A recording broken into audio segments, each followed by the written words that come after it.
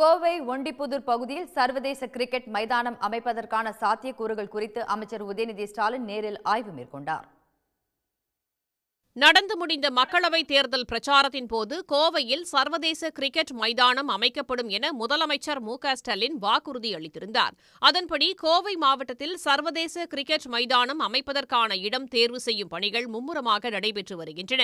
முதல் கட்டமாக கோவை ஒண்டிப்புதூர் எல்&டி நெடுஞ்சாலை, பாரதியார் பல்கலைக்கழகம் அருகே உள்ள இடம், சிறை மைதானம் ஆகிய 4 இடங்கள் கண்டறியப்பட்டுள்ளன.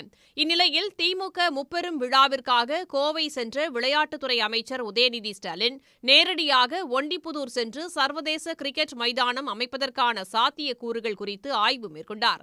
இதுகுறித்து தனது எக்ஸ் தள பக்கத்தில் தொழில்துறையில் சிறந்து விளங்கும் கோவை மாநகரம் விளையாட்டுத் துறையிலும் உலகமே உற்று பார்க்கும் வகையில் உயர்வதை உறுதி செய்வோம் என உதயநிதி ஸ்டாலின் பதிவிட்டுள்ளார்.